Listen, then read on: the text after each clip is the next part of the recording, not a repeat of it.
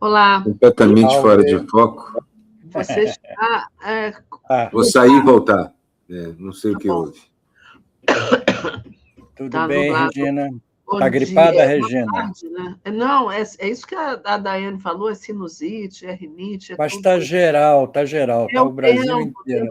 frio, e aí a sinusite desce aqui, você tosse, então está todo mundo com tosse, está todo mundo gripado, mas eu acho que não é gripe, não, é a sinusite crônica, né? Porque a gripe dá aquele estado gripal, né? Que a gente fica meio É pior. impossibilitado. É pior. Deixa eu trazer aqui o Aroeira. Pronto, melhorou bastante. Melhorou, entrou em foco. Porque a câmera estava fechada e quando abri, a burrice artificial dela focou no lugar errado, focou aqui. Mas agora tá bom. Então, boa tarde também, Aroeira. Boa tarde a todas e todos. Boa tarde a todas e todos. Boa tarde a todos. Já estive com vocês hoje de manhã, Regina também. Hoje de manhã? Não com vocês, com a comunidade. Você entrou logo depois de eu estar logo com a Daphne, você entrou logo depois. É verdade. Eu não entrei, então a gente é a primeira vez. Junto aqui na comunidade, com os nossos colegas. Muito bom. E alguém está falando, tome vacina. Eu tomei vacina, eu tomei todas as vacinas, só falta uma que é sincicial, que essa ainda não tem no SUS, mas se bem que a pneumo 20 eu tomei, não tinha no SUS ainda. Mas eu tomei a da gripe e tal, por isso, mas a sinusite crônica, ela não tem a ver com vírus, né? E também você não pode estar gripado quando se vacina, como diz a professora Maria Lúcia. Mas é isso, é o tempo frio, é a umidade, eu não sei, a gente fica sujeito à alergia e à sinusite, à rinite, e tem os vírus. Eu não peguei gripe ainda, nenhum vírus, mas eu acho que é por causa da vacina. E falando em vacina, a gente tem uma questão séria, né, sobre vacina que surgiu ontem. Essa história da vacina da dengue, que é um tipo de vacina só, outras estão valendo, mas isso traz, e o governo foi super cauteloso de trazer isso, de suspender, enquanto se avalia se o que aconteceu, que é 0,08%. Um percentual bem baixo, exatamente. Mas para ver se tem a ver com a vacina. Então, o governo está investigando, a Anvisa está investigando. Mas a parte ruim disso é que a história da vacina já sempre foi tão boa no Brasil e agora as pessoas estão parando de tomar. Né? Mas eu vou pedir para a gente voltar para a parte boa disso. Vamos voltar. Que é o fato do governo ter levantado um protocolo de segurança imediatamente quando uma das condições necessárias para a vacina ser efetivada, pela ciência, esse protocolo é montado através disso, da pesquisa e da ciência. Imediatamente ele suspende, porque é isso que se faz quando se leva a ciência para dentro do Ministério da Saúde. Você suspende apenas, como você levantou, Regina, apenas para verificar se há alguma relação, porque pode não haver, e há uma boa chance de não haver nenhuma relação. Exatamente. De simplesmente ser um daqueles incidentes que ocorrem por causa do... A Regina saiu? Saí? Que ocorrem... Não, é só a sua imagem, está só o Miguel Paiva aqui na imagem. Ué, por que estou só eu? Tudo bem, tem nada contra. Não sabemos. Mas, então, eu acho que é importante levantar que isso é assim que funciona o Ministério da Saúde. Alguém pode nos colocar de volta? Regina também, talvez? Não. Pronto. É importante levantar que um Ministério da Saúde funcional, ao contrário do que era aquele monte de Ministério da Saúde do Bolsonaro, que é, por exemplo, o Ministério da Saúde nos Estados Unidos, com aquele maluco do Kennedy lá.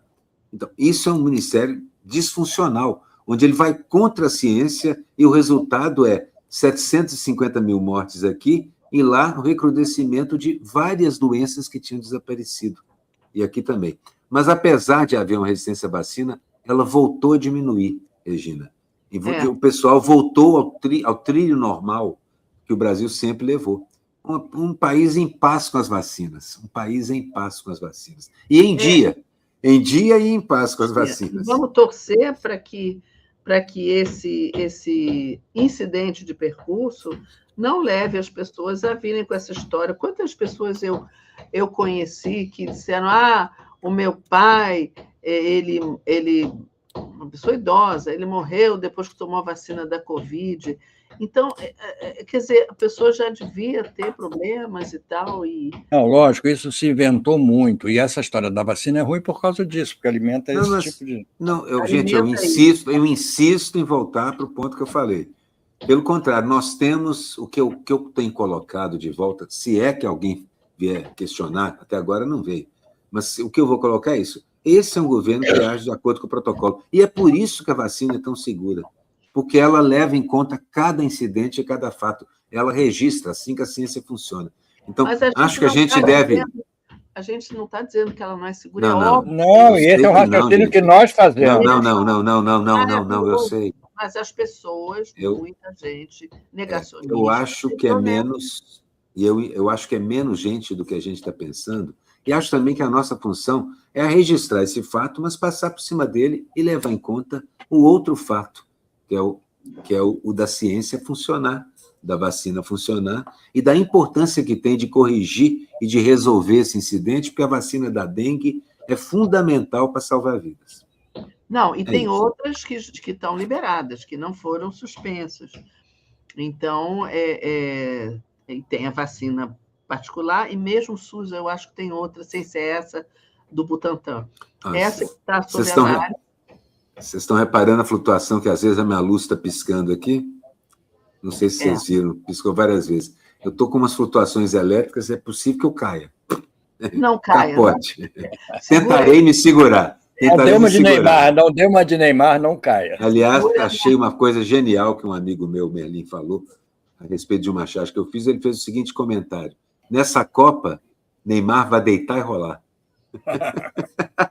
Vai deitar e rolar, é isso que ele vai fazer. Eu ri muito sozinho aqui em casa quando eu li isso. Ele vai deitar e rolar, vai deitar e rolar. Olha que eu recebi um meme do Neymar marcando gol de várias maneiras, deitado numa maca, de andador, com soro, com coisa nas... Fantástico, entendeu? Ele realmente se curando. Antes da gente passar para esse assunto, que eu quero muito falar sobre isso, vamos só terminar aqui a vacina. Vassum dizendo que quem puder vacine-se contra a herpes. Infelizmente, a herpes eu acho que ainda não está no SUS, mas em breve vai estar, porque é muito importante essa vacina. E aqui, Física e Matemática dizendo a vacinação é um dos melhores instrumentos inventados pela ciência de controle de infestação de doenças infecciosas. São cento e tantos anos. O Brasil está de parabéns em relação à vacina. A gente sempre foi muito à frente dos outros países em relação a isso. Na história do planeta, são cento e tantos anos, cento e muitos anos de vacinação, e a redução das doenças que as vacinas previnem é um negócio tão gigantesco, mas tão gigantesco que não dá para entender como é possível gente com algum juízo, ou aparentemente com algum juízo, achar que isso é uma coisa ruim. Então, mas, olha, é possível, mas assim, é parte do mundo que a gente vive. Mas nosso trabalho é fazer o contrário, né? É esclarecer. Não, nosso trabalho é comentar também. E também não é possível a gente acreditar que tem gente que reza para pneu, tem gente que toma detergente.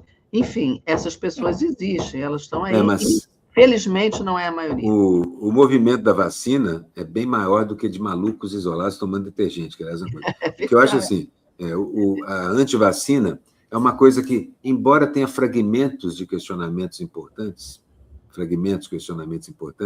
ela é uma ideia completamente fora da lógica, fora dos fatos, fora da compilação de dados. Simplesmente, os dados comprovam o contrário do que essa ideia diz. Mas então, isso ninguém tem dúvida. Seguir para frente.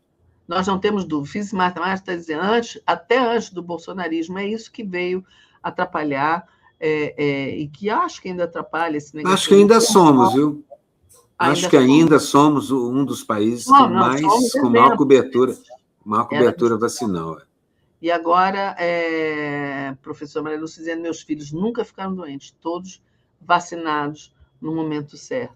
É isso, a gente tem que agradecer muito a gente ter esse sistema do SUS, esse sistema de vacinas que dá certo há tanto tempo, e o Brasil é pioneiro nisso, pioneiro e vanguarda. Mas agora eu queria comentar com vocês, queria que vocês me explicassem uma coisa, que é o seguinte: eu estou muito indignada com a FIFA. Eu estou muito indignada com a reação que a FIFA teve quando, por exemplo, o governo da Somália foi reclamar com a FIFA que aquele árbitro da Somália, um jovem que ia arbitrar pela primeira vez uma Copa do Mundo, foi impedido de entrar nos Estados Unidos. Aí a Somália escreveu para a FIFA, mandou uma mensagem, e a FIFA simplesmente respondeu: mas cabe ao país que hospeda a Copa decidir quem entra e quem não entra. Gente, fiquei tão indignada, eu acho que a gente podia falar um pouquinho sobre isso. Aliás, não só isso, não foi só isso que aconteceu. Hoje eu li uma notícia também que os torcedores iranianos que já tinham comprado ingressos, já tinham alugado lugares para ficar, eles foram impedidos de terem visto. Não vão poder entrar para ver os jogos. O time do Irã, se for jogar nos Estados Unidos, não pode dormir, vai ter que sair imediatamente e voltar para dormir no México ou em outro lugar, porque eles só podem entrar para jogar e sair. Então, eu acho que é uma Copa vergonhosa. Queria saber o que vocês acham. Tem mais um fato nessa sua lista, Regina, que foi a revista feita às delegações que chegaram aos Estados Unidos hoje, entendeu? Revistas assim humilhatórias, entendeu? Na pista, abrindo as malas e tudo mais, entendeu? É uma situação que nunca aconteceu. Eu não sei nem se na Olimpíada, que foi na Alemanha de Hitler, foi assim o controle, entendeu? Eu não sei. Inclusive, uma repórter da TV Globo, uma repórter negra, que revistaram até o cabelo dela, gente. Exatamente, exatamente. Então, eu acho que e o pior de tudo, os Estados Unidos, a FIFA, junto com a FIFA, o presidente da FIFA é amiguinho de cama-mesa do Trump. Eles aumentaram os... Cama-mesa. Depois você explica melhor esse negócio da cama. Tá bom. Era só uma simples expressão, mas se você está enfatizando, posso tentar pesquisar. Não. Assim, quer dizer, eu quero mais entender o que você quis dizer com isso. Que eles comem na cama também. Eles comem na cama também. Eu queria fazer uma pergunta para vocês. Espera aí, não, deixa eu só terminar esse fato. É o seguinte, a FIFA aumentou, junto com o governo americano, aumentaram os preços de uma maneira absurda, porque estão querendo faturar horrores com essa Copa, e isso corre um sério risco de ter, como consequência, o esvaziamento dos estádios. Então, mas, concluindo, eu acho o seguinte: o futebol é uma coisa tão mundial, é uma paixão tão forte no mundo inteiro, que, apesar de tudo isso acontecendo, eu acho que vai dar certo. Infelizmente, entendeu? Apesar de toda essa pressão americana, apesar de todo esse controle nazista americano em cima das delegações, apesar desse impedimento da entrada de gente, vai dar certo. O pessoal quer ver gol. Mas depende do que você acha que vai dar certo. Eu acho que isso tudo que a gente está vendo já não está dando certo, né? Isso já acho um absurdo. Não, eu estou falando na hora dos jogos, entendeu? Eu não sei. E vai ter ainda aquelas interrupções por causa de mau tempo. Aí o jogo pode parar por 2 horas, entendeu? Eu não sei se eu vou ter muito saco para assistir os jogos. Eu adoro futebol, entendeu? Eu também gosto. Vou curtir. Mas meninos, alguma surpresa?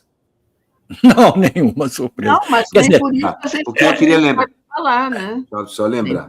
Queria lembrar que a gente tem conversado sobre isso. Aliás, desde que os Estados Unidos conseguiram desde que Trump no poder e os Estados Unidos sediaram a Copa, assim que isso ficou patente, nós aqui mesmo, nesse programa, começamos a falar, gente, é lógico que o que vai acontecer é exatamente o que o ICE está fazendo nas ruas de Nova York, vai fazer também nos aeroportos, com todo mundo que for brown. Um monte de gente marrom, igual aquele desenho animado, o cara tem uma carta de cores, baixou de certos tons para tons mais escuros, todo mundo vai ser revistado de forma humilhante, alguns vão ser deportados de volta, há atletas, referis, quer dizer, juízes, tudo, torcida e todo mundo. Aumentar os preços. Gente, eu tenho visto que a maior parte dos analistas americanos acha que essa é a administração mais corrupta que já apareceu, mas por muito.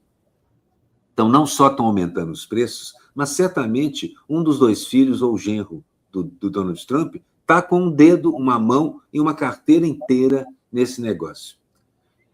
O interessante é que isso, avisado, contado, previsto, noticiado, montes de artigos e comentários a respeito, e assim mesmo a gente faz. Me lembrou uma situação muito mais terrível do que isso, mas é o mesmo comportamento que a gente tem tido com o Ocidente, principalmente. O horror vai acontecendo, a estupidez vai acontecendo, todo mundo sabe que aquilo vai acontecer, e Gaza é um exemplo perfeito disso. Todo mundo sabe que aquilo vai acontecer, acontece, as pessoas continuam dizendo que não pode, que não devia, é um horror, e continua acontecendo, e não há uma ação concreta. Imagina a Copa do Mundo. A Copa é apenas mais uma das coisas onde simplesmente o mundo continua agindo. Haja assim na crise climática, só para acabar meu raciocínio, haja assim na crise climática, haja assim nessa guerra estúpida do Irã, agiu assim na guerra do Iraque, age assim no genocídio em Gaza. Simplesmente nenhuma ação concreta o Ocidente toma. Nenhuma ação concreta tomada pelo Ocidente. Quem está tomando ação concreta é BRICS, iniciativas individuais, Flotilha da Liberdade, etc. Inclusive, boicotar a Copa. Eu acho que se os governos, porque a gente está vendo manifestação contra o genocídio em Gaza em todos os países da Europa, em muitos países da Ásia, em países menos, talvez, na América Latina, mas tem também. Só que as pessoas, a sociedade não decide, são os governos. Sim, claro, mas nós vamos boicotar. Se você vai dizer assim, não, o meu país não vai participar dessa Copa, até o Irã está participando, né? Olha só. Então, esse boicote não houve. Agora, que se poderia fazer? Porque a FIFA realmente, além de toda a corrupção que a gente sabe, eles são racistas, eles são fascistas. Bom, a gente está vendo isso agora. O Brasil vai boicotar a Copa, porque a maior parte das pessoas com quem eu conversei acha que a gente não passa das oitavas. Então, a partir das oitavas, a gente já está boicotando a Copa. É o que muita gente está achando, que a partir das oitavas o Brasil já não está mais na Copa, estará boicotando, com a ajuda de Neymar, que eu acho que vai ser provavelmente um dos agitadores dessa bandeira. Evidentemente que na hora H a gente não deseja isso, entendeu? Mas você não. Faz sentido. Eu não tenho o menor interesse nesse. Eu não vou torcer contra nem a favor. Eu perdi muito meu interesse. Eu perdi muito a capacidade de torcer pelo Brasil. Isso eu perdi nos últimos anos. Eu perdi. Entendeu? Mas eu acho assim, brincadeiras à parte, o Brasil, de certa forma, já está boicotando em espírito. Você consegue imaginar, há 30 anos atrás, um condomínio, uma vila, ou alguma estrutura dessas de casas ou prédios, multar os seus condôminos ou moradores porque eles pintaram a rua e fizeram aquela farra de Copa? Isso aconteceu aqui, agora. Ou seja, já existem balneários camboriús pelo Brasil fazendo esse tipo de coisa. Já existem condomínios na Barra, digamos assim, metaforicamente, fazendo esse tipo de coisa. Isso mostra bem que há muito tempo já, que a ideia de um país torcendo para o futebol, esse esporte que hoje em dia a gente vê que os clubes todos pertencem a empresas, que a corrupção é tão estourada que, eu me lembro, eu estava olhando aqui, minhas charges das últimas 3, 4 Copas sobre a FIFA e sobre o futebol, é gente corrupta, gente corrupta e gente corrupta. É verdade. Agora, só para fechar, as bets vieram, então, para cobrir isso tudo de um glacê pavoroso, porque agora arranjaram mais uma forma de extrair dinheiro das populações em relação ao esporte. É interessante a gente falar disso, só um minuto, Rita, para eu citar aqui a série da Netflix, a Saga do Tri. É uma série brasileira que mostra a equipe do Brasil, o time do Brasil, com João Saldanha, antes com João Saldanha e depois com o Zagallo, até a conquista do tricampeonato, jogando contra a Itália. Como era diferente. A série é boa, é ruim, mas é boa, entendeu? Tem uma série de defeitos, mas é legal de ver, a gente não consegue deixar de ver. Entendeu? O Tostão apoiou, embora com ressalvas. Ele disse que alguns fatos não foram como exatamente, forçaram um pouco a barra em certas coisas e tal. Agora, é interessante porque a gente vê como a Copa era diferente nessa época, entendeu? Era uma coisa muito mais de cada país, de verdade, era uma coisa mais precária, era uma coisa que não era tão rica, não era tão ambiciosa em termos de dinheiro, tão capitalista. Mas era a Copa, e era viver. E a gente torcia. Eu me lembro que em 1970, em plena ditadura, o nosso grande dilema, Ziraldo, eu assisti a Copa lá com ele, o nosso grande dilema era se a gente torcia ou não pelo Brasil. E a gente acabou torcendo pelo Brasil, apesar da ditadura. Especialmente porque tinha João Saldanha ali. Mas o João Saldanha, saiu. Saiu, mas foi retirado. Eu acho o seguinte... Vale a pena ver, eu estou dizendo. Vale a pena ver esse documentário, mas eu acho assim, futebol é uma coisa... A coisa em si, o esporte em si é muito bonito, é muito bom de ver, é bom a gente, quando é bonito o futebol, então os dribles e tal, eu tenho visto alguns amistosos, alguns também jogos europeus, assim, que a gente fica animado. Eu acho assim, se o Brasil começar a jogar bem e for passando de fase, o Brasil vai se envolver nessa Copa, os brasileiros. O povo vai se interessar, vai assistir, vai torcer. Tem muita gente aqui dizendo, olha, depois do 7-1, a seleção brasileira morreu para mim, e coisas desse tipo. Realmente não está empolgando ninguém. Mas vai que começa a empolgar, nunca se sabe. Então, eu acho que uma coisa é o futebol, é a gente torcer por um futebol bonito e torcer pelo Brasil se o Brasil estiver jogando bem. A outra coisa é a gente entender que isso está sendo feito nos Estados Unidos, que a FIFA, como alguém disse assim, a FIFA e o Trump são tóxicos. Aqui, olha, a FIFA é uma parceria tóxica e corrupta. E isso a gente entender é outra coisa. Então, acho que a gente pode esquecer a Copa se a coisa não passar dos primeiros 2 jogos, não sei, mas se for andando, o pessoal se empolga e começa a ver. E é bom, e é legal, mas, enfim. Tem uma outra coisa interessante, que é um fato novo, que a cada Copa se intensifica, são os países emergentes surgindo, jogando um futebol interessante. O caso do Marrocos, da Argélia, entendeu? Times da África. Isso tudo é interessante a gente ver a evolução desses times e até onde eles conseguem chegar, entendeu? Isso é uma coisa que vale a pena. E o Brasil pega de cara um desafio forte com o Marrocos no sábado, na estreia do Brasil. É um time que não é brincadeira, não, pode ser uma grande surpresa, entendeu? O Brasil é um time que levou 2 gols do Panamá, fez um gol no Egito de pura sorte e levou um gol imediatamente depois, do mesmo Egito. Então, basicamente... Não, e um gol que não pode levar, né? Um gol aqueles que, assim, impressionante. Não dá para segurar uma Argentina, não dá para segurar uma França, não dá para segurar Portugal. Digamos assim. Mas esquecendo isso, mesmo antigamente, Miguel, assim, o nacionalismo que é representado num time de futebol, num campeonato e tal, sempre foi... eu, sinceramente, acho o nacionalismo uma coisa perigosa.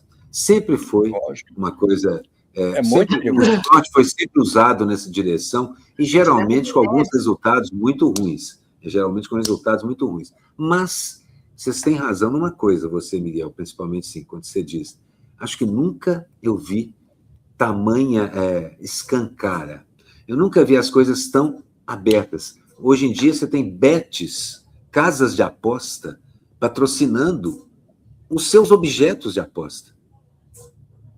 Time de futebol, por exemplo, Copas do Mundo. Isso é tão inacreditável, isso é um conflito de interesse tão grande quanto, por exemplo, o Cássio Nunes suspender a pesquisa eleitoral. Porque assim, que isso? Na cara de todo mundo, vocês não vão nem tentar esconder? Não vão nem tentar esconder. Então, será que adianta ter um código de ética quando simplesmente a ética foi atirada literalmente na lata do lixo? E isso vale para muitas instituições que a gente tem como certas. Eu estou começando a duvidar delas por causa disso, né? Eu queria falar também sobre essa história do Cássio Nunes daqui a pouco, quando for a nossa pauta. Porque deixa eu só ler o físico e matemática. O futebol, como outras coisas que brotaram da cultura popular, foram capturados pela ganância capitalista e pelos donos do grande capital. Isso que o Aroeira e Miguel, vocês dois falaram sobre essa coisa tão escancarada, isso está assim agora para tudo. Não é só para as betes, para tudo. Para o preconceito, para o racismo. Lembra que. A misoginia, é tudo escancarado hoje. Lembra que na origem da trilha sonora do agronegócio, daquele monte de shows que serve para transferir dinheiro do erário público para duplas sertanejas, talvez uma forma de lavagem, ou seja lá o que for, começa com Pena Branca e Chavantinho, por exemplo. Começa com Luar do Sertão. Começa com a música caipira tão honesta, tão profundamente emocional, que é a nossa, que é puramente brasileira, que é muito popular e que era do chão da lavoura. E agora é trilha sonora de uma das indústrias mais predatórias do mundo. Agora é dos ares, do jatinho. Então é assim. Então, assim que você vê, na verdade, tudo que o capitalismo pega, ele transforma no horror, no oposto daquilo.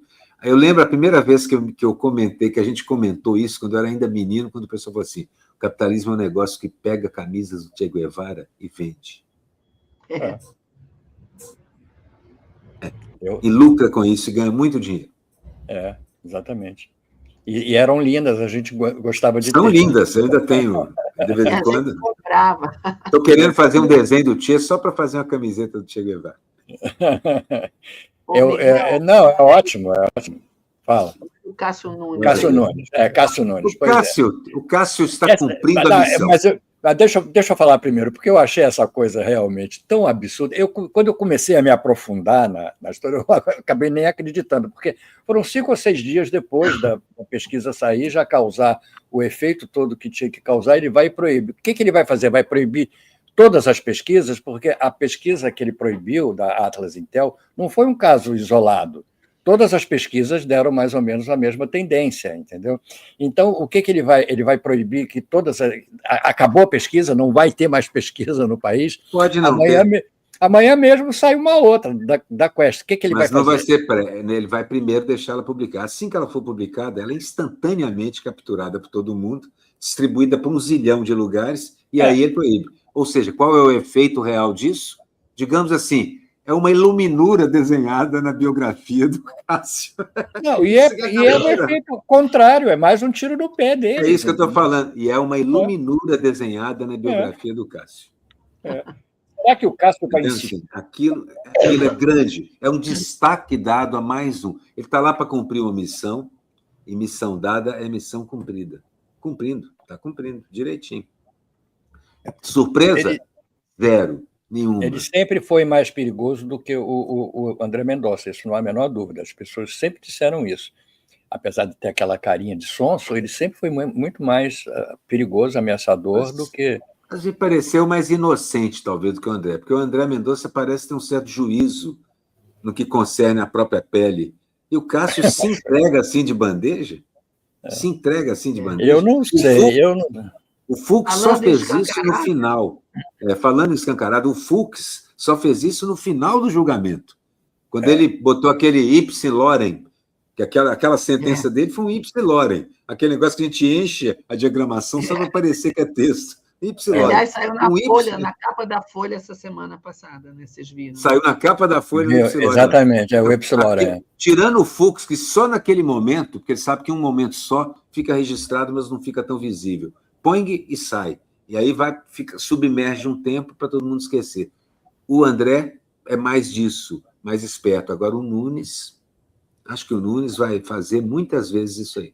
Agora, eu queria saber do nosso público também se há a possibilidade de algum dos juízes do TSE pedir vista nesse processo, se o processo ser adiado por mais uma semana, entendeu? Eu gostaria de saber, porque eu tô ansioso por esse julgamento. Do plenário, entendeu? Eu quero ver o que vai acontecer, entendeu? Agora eu quero saber se alguém pode pedir vista. Seria interessante a gente saber. Enfim. Não sei, mas eu estou assim, hoje eu conversei com a Daphne um pouquinho sobre isso, fico pensando, apesar de ser um assunto ótimo para nós, jornalistas e chargistas, porque é notícia, é interessante, você fala e comenta, no frigir dos ovos, essas coisas vêm aparecem e mergulham de novo.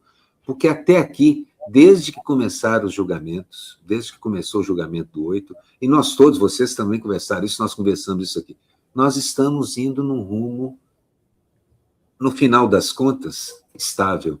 Não temos saído do terreno da lógica, as coisas têm seguido o rumo do esperado. Então, estou vendo cada uma dessas intervenções de subida e descidas assim, como pequenos fatos acontecendo, enquanto o principal, que é o bolsonarismo sucumbindo ao peso das contradições dele, essa é uma coisa que é constante. Os tiros no pé não são acidentais. Não isso é fruto de contradições que eles têm, entre elas esse racha monumental entre a família Bolsonaro, uma parte da sua base e seus aliados. É um negócio inacreditável o tamanho desse racha. É coisa assim, de criar inimizades eternas ali. Eu tenho certeza, vários deles se odeiam profundo, odeiam mais do que odeiam a gente. Impressionante. Queria que vocês comentassem um pouquinho sobre isso também. Vamos, Regina. Vamos, não, peraí. Eu não sei. Fala, Miguel. Não, eu acho isso também. É evidente que a gente está caminhando num rumo muito mais sólido e democrático e republicano, digamos assim, apesar de todas essas oscilações.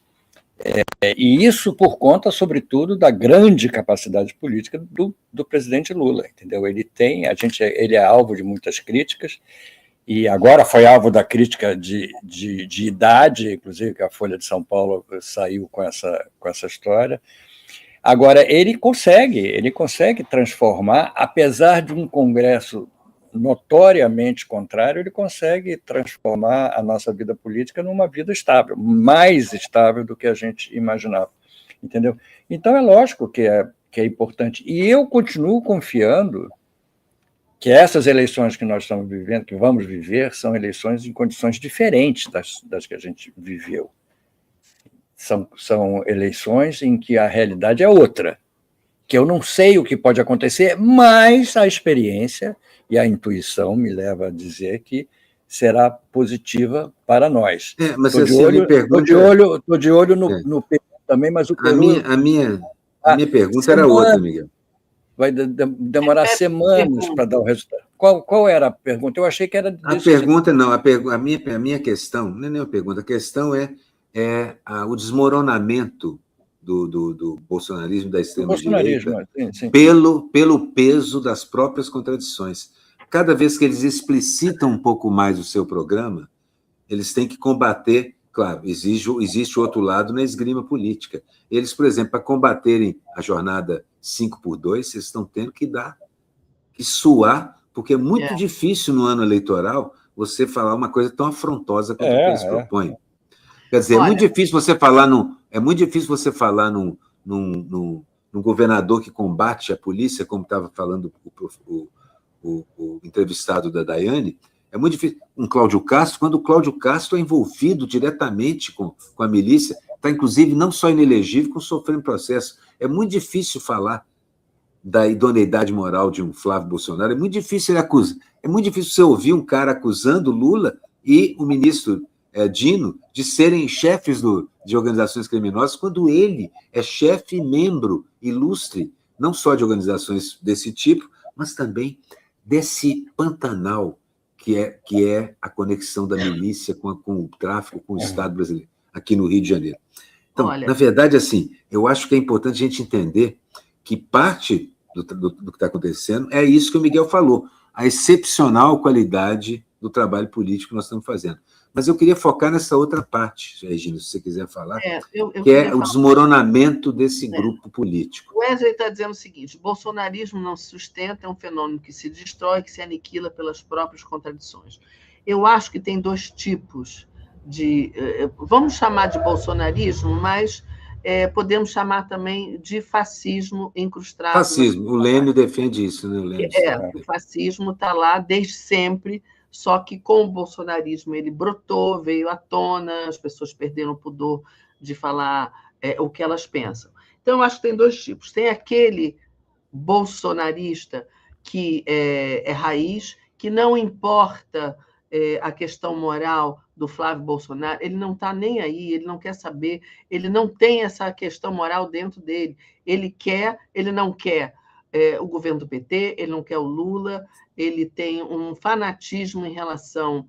Ih, ele caiu de novo. Caiu. Acho que a luz pifou lá. Capaz. Estava piscando, de fato, estava piscando. Eu vi. Eu acho que esse tipo de bolsonarista não vai se afastar dessa crença dele, dessa ideologia, por conta de valores morais.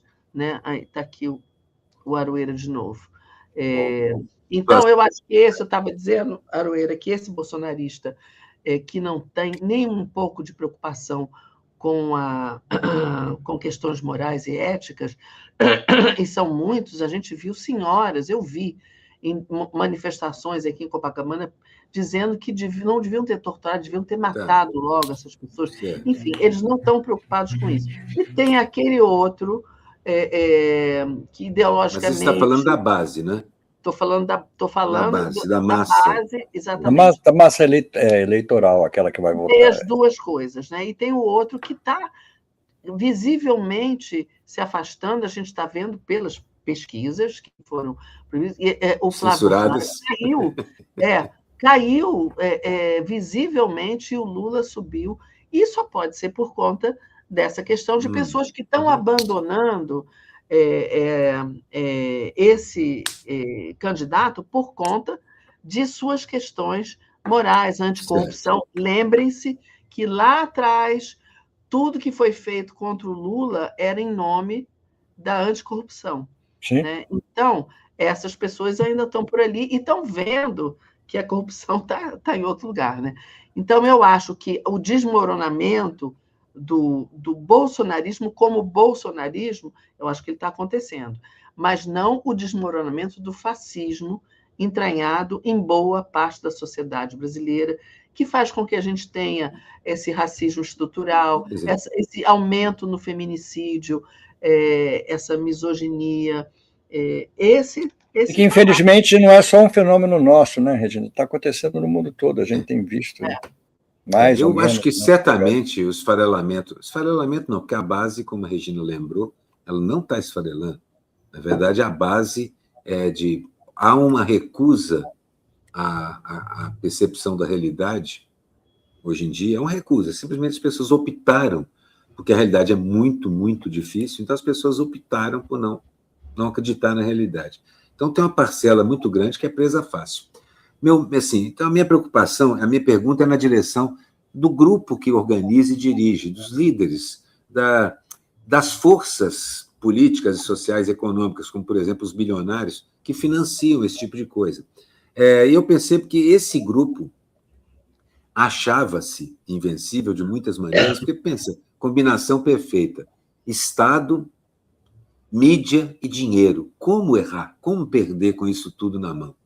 Bilionários, governos de direita, e assim mesmo, o próprio exercício desse poder começa... Aí entra o pessoal que, como diz a Regina, de repente se assusta, porque falaram tanto da corrupção, e a corrupção é gigantesca nas mãos deles.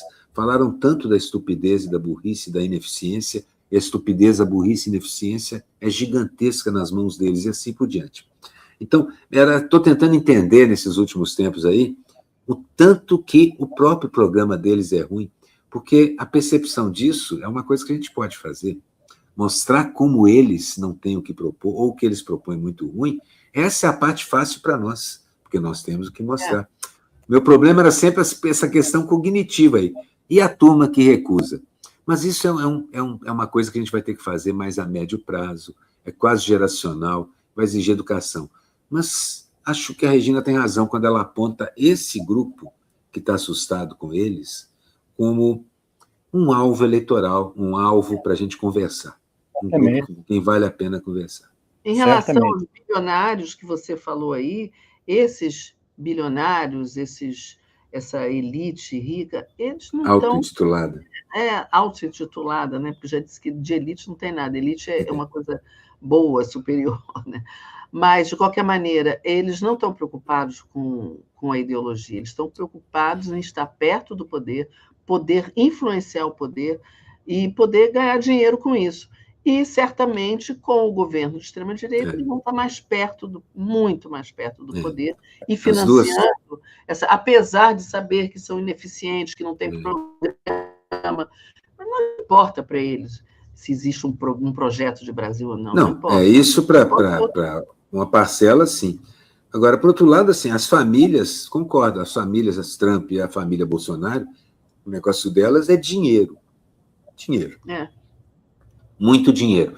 Muitíssimo dinheiro no caso do Trump e muito dinheiro também no caso, cada vez mais. Essa percepção de muitos analistas de que nunca uma administração foi tão corrupta quanto essa, isso, a médio prazo, é letal para as pretensões deles, letal.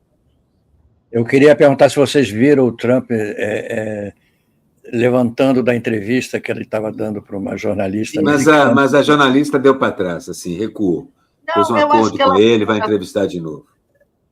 Mas ali ela quis que acontecesse isso, porque ela realmente foi bastante agressiva, falou por cima dele, foi desrespeitosa. Tudo bem que ele não mereça respeito, mas eu acho que ela até quis, tanto é que, né, virou uma coisa... Mas ele ofendeu muito os jornalistas, os jornais, a imprensa e tudo mais, entendeu? Como ele sempre, atropelou, como sempre.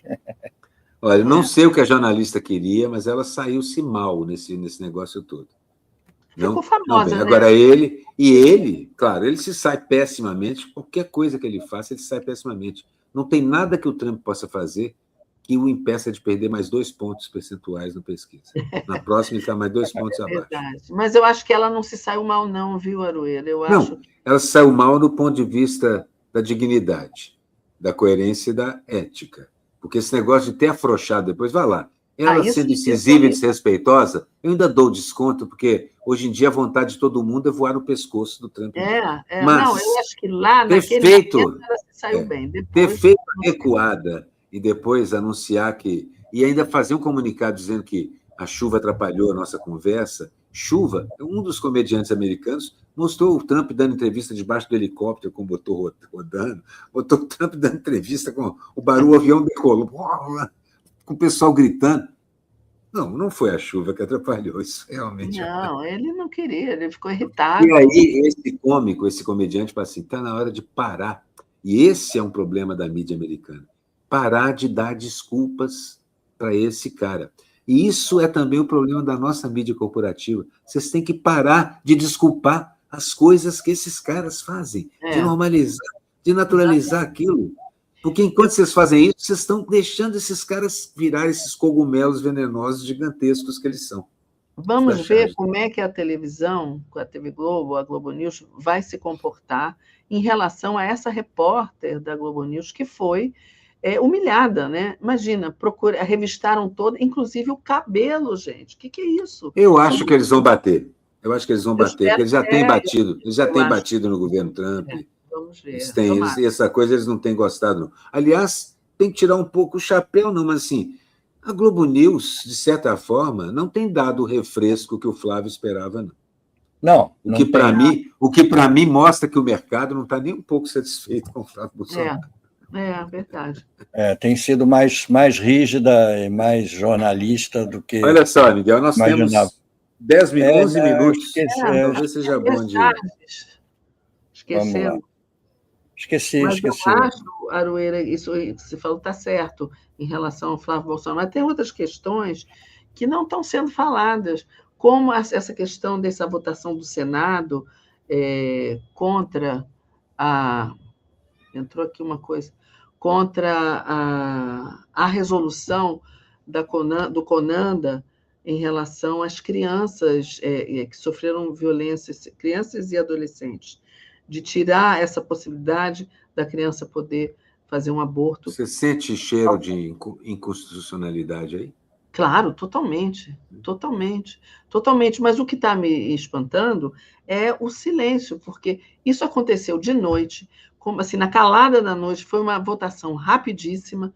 Inclusive, a gente falou hoje com a Rosisca Dácia de manhã, eu e Mário Fito, sobre esse assunto, E realmente foi assim, aterrorizante, porque eles votaram rapidíssimo, ninguém mencionou, votaram secretamente, você não sabe quem votou a favor, quem votou contra. Vocês têm feito isso regularmente, inclusive. É um absurdo. E eu me pergunto o que a gente, como cidadão, pode fazer para exigir que esses votos sejam revelados. A gente pode pedir aos nossos deputados. Contra as crianças, contra os adolescentes. Acho que a gente não consegue, mas isso a gente não. Mas conseguimos certamente pedir aos nossos deputados dos partidos de esquerda e progressistas que contem, que entrem com representações junto ao Supremo Tribunal, a inconstitucionalidade desse tipo de votação e assim por diante.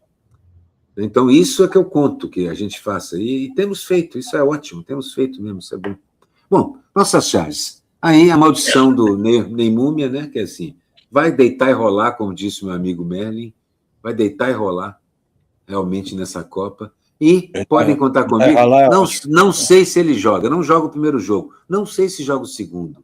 Até pela idade, a maneira como ele se recupera das lesões é um pouco menos eficiente. E, sinceramente, a gente sabe que ele não é um Cristiano Ronaldo, que é um cara certíssimo, que é muito disciplinado.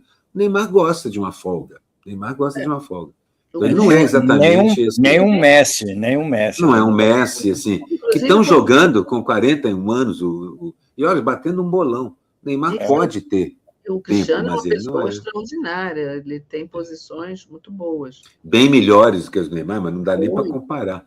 Nem do ponto de vista físico, nem do ponto de vista ético. Mas, fora isso, o que eu sinto assim, Neymar só está nessa Copa, e isso eu tenho visto muitos comentaristas dizendo, porque o lobby Neymar, o nome Neymar e o empreendimento Neymar tem dinheiro nisso, de muitas e muitas maneiras diferentes.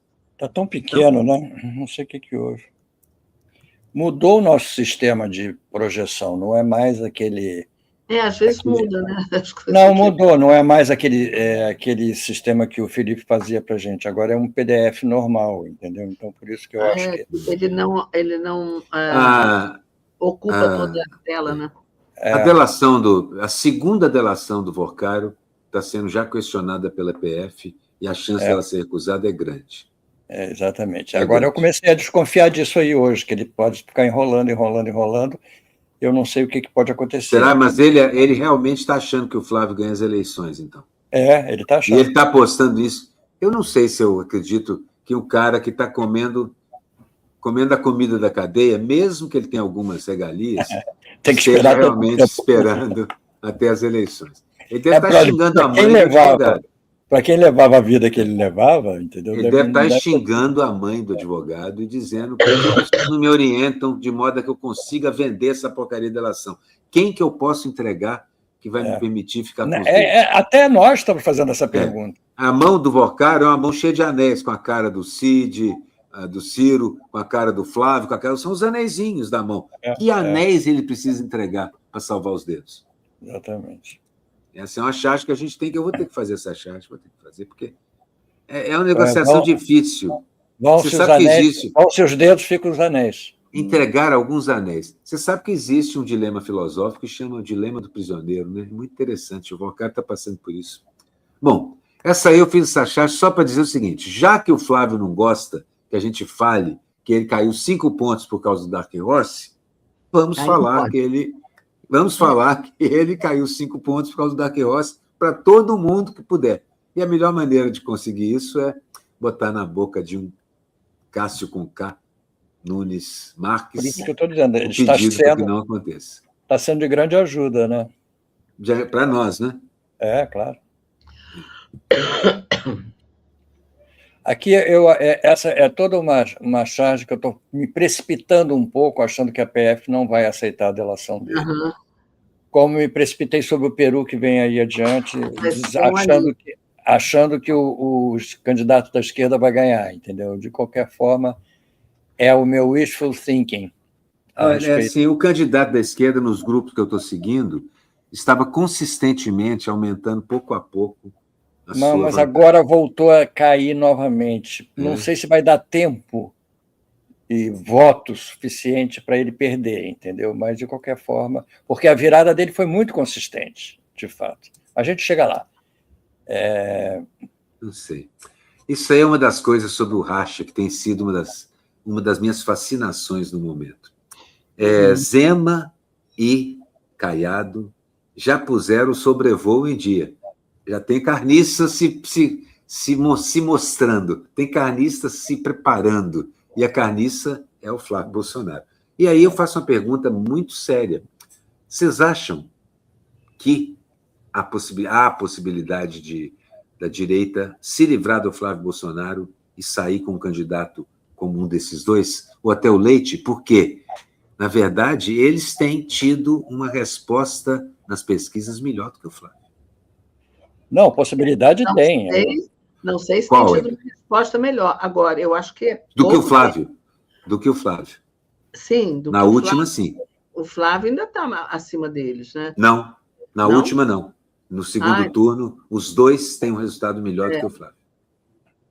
Eu acho que é pouco tempo para eles se jogarem em cima. Mas isso também, se a televisão participar, até que o tempo não é pouco. Eu acho que existe essa possibilidade, sim. Mas eu não acredito em nenhum desses dois aí que estão voando. Eu não, bom, porque não tem empatia, não tem carisma.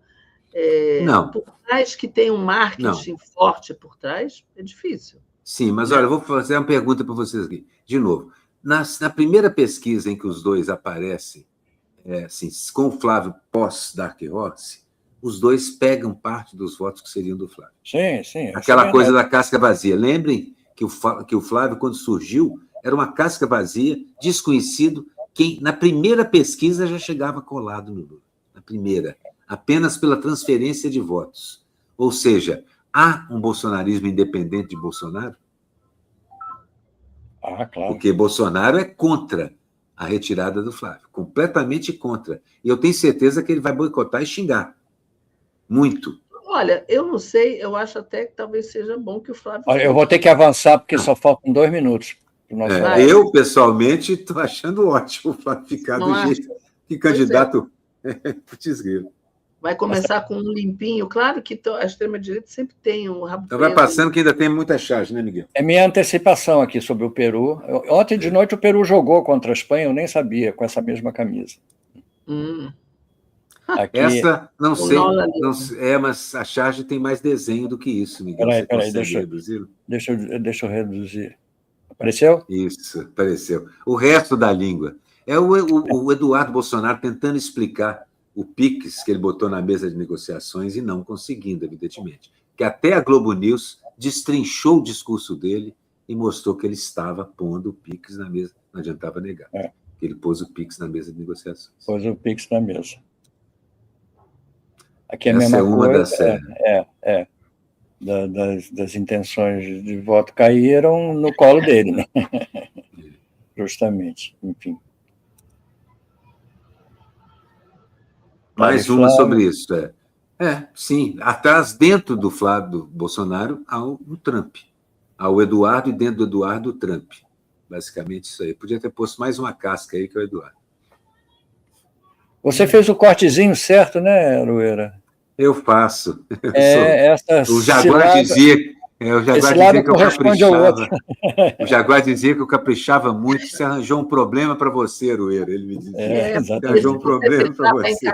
Vai encaixar direitinho, né? Dá para encaixar direitinho. Essa aí é inédita ainda.